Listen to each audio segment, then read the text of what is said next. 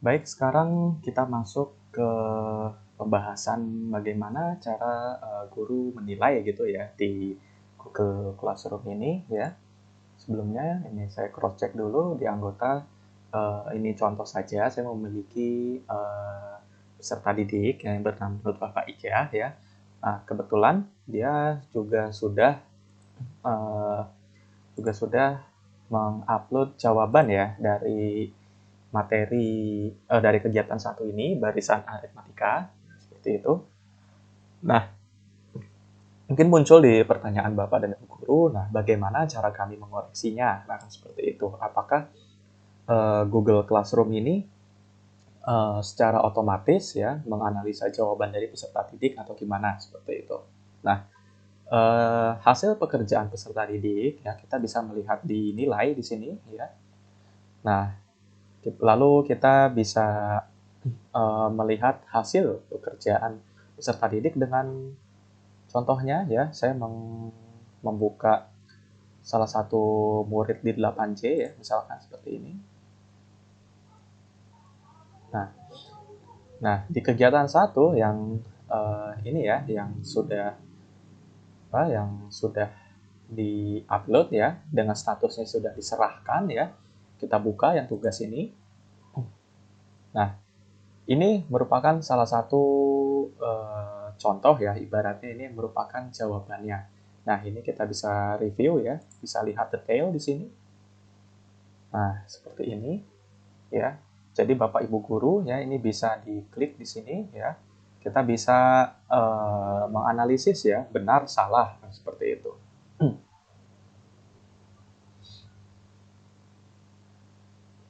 Nah, misalkan ini ya contoh merupakan jawaban dari tugas kegiatan satu barisan aritmatika. Nah, Bapak dan Ibu guru ini tugas ya, baik bentuk PDF, Gpage ya, gambar gitu, bisa di-download di sini ya. Lalu akan tersimpan secara otomatis ya di perangkat komputer Bapak dan Ibu guru. Ya, atau biasanya ya di Google Classroom ini ya, setiap kelas ya yang memuat tugas barisan, contohnya ya ini tugas barisan aritmatika ini, lalu materinya, nah itu biasanya sudah terekspor ya melalui Google Drive di akun Gmail masing-masing. Namun kami ulangi ya, semisal Bapak dan Ibu guru ingin menyimpan langsung ya hasil pekerjaan peserta didiknya itu melalui menyimpannya di komputer Bapak dan Ibu guru, maka tinggal klik ya download ini ya, klik download ini, lalu secara otomatis ya browser akan mendownloadnya dan menyimpan di komputer seperti itu. Nah, dari sini ya kita bisa bisa menganalisis ya apakah jawaban peserta didik ini benar atau salah. Nah, seperti itu. Nah, semisal ya sudah dilakukan pengoreksian ya, nah sesuai dengan penilaian yang Bapak Ibu susun, nah ini bisa dicantumkan langsung di kolom penilaian di sini ya. Misalkan sebagai contoh saya akan memberikan final ya nilai 80 misalkan ya, 80 seperti ini. Nah, ketika kita mengetik angka nilai asli ini, dia statusnya ini masih draft ya, atau belum final alias belum terpublikasi gitu di Google Classroom-nya. Nah, seperti itu. Lalu Bapak dan Ibu guru misalkan juga bisa memberi komentar ya terhadap tugasnya ya, apakah ada pengoreksian kah ya, misalkan nomor 1 jawabannya sekian, nomor 2 harusnya begini, nomor 3 sepertinya ini. Misalkan ini komentar pribadi ya, saya tambahkan misalkan nomor 1 harap dikoreksi seperti itu ya, atau harap diperbaiki ya, diperbaiki seperti itu. Nah, nanti ini bisa langsung diposting lah seperti itu ya. Nah, lalu ya untuk finalisasinya, untuk finalisasi nilainya ini ya, kita perlu mengklik tombol kembalikan ini ya. Nah, ada dua di sini, ada mengembalikan kiriman ini dan mengembalikan beberapa kiriman. Nah, semisalkan terdapat lebih dari satu lampiran gitu ya, banyak gitu katakan. Nah, itu bisa diatur eh, tugas mana yang harus dikembalikan ke peserta didiknya gitu. Apakah eh, beberapa ya atau semuanya. Nah, kalau semuanya ya berarti kita memilih mengembalikan kiriman ini. Lalu yang kedua ini mengembalikan ke beberapa kiriman ya atau beberapa ya seperti itu. Nah, misal ini ibaratnya adalah lembar kerjanya ya.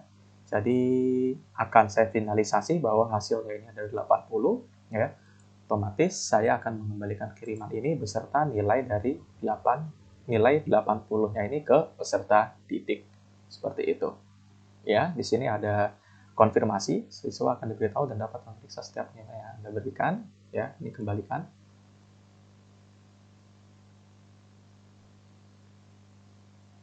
Ya, seperti ini. Nah, misalkan ada peserta didik yang lain ya, misalkan katakanlah siswa B. Nah, ini tinggal klik yang panah kecil ini ya, pilih siswa berikutnya seperti itu. Oke, nah ini sudah bisa di-close ya yang ini ya.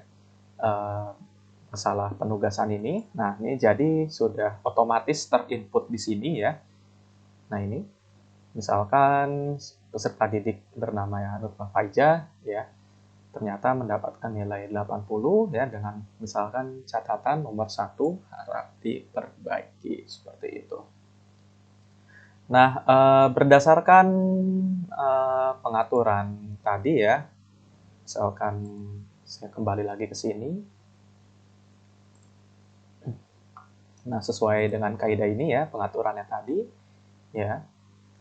Nah, ini di penilaian, ya, di penghitungan nilai ini ya, ini nilainya ini tanpa nilai keseluruhan dan nonaktif ya, berarti peserta didik ini tidak dapat melihat skor aslinya. Ya, peserta didik hanya bisa melihat bahwa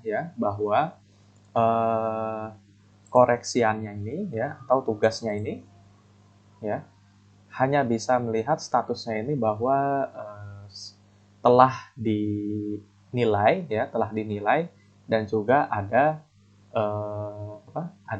komentar atau pesan. Nah, seperti itu. Begitu. Nah, semisalkan Bapak dan Ibu guru ingin mengubah nilai gitu. Nah, ini bisa langsung di sini ya. 80 ya, misalkan saya udah revisi misalkan ini 85 kan seperti itu ya.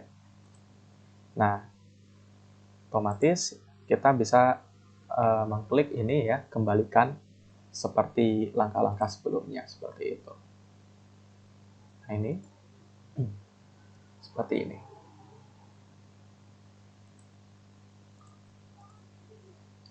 Nah, penilaian ini ya misalkan terdiri dari 32 siswa, misalkan nilainya beragam ya, ada yang 85, 80 dan seterusnya. Nah, nilai-nilai ini tentunya ini dapat diekspor ya atau di-download ya. Bisa ke salin semua nilai ke Google Spreadsheet ya, yang otomatis Google Spreadsheet ini membuat ya seperti itu.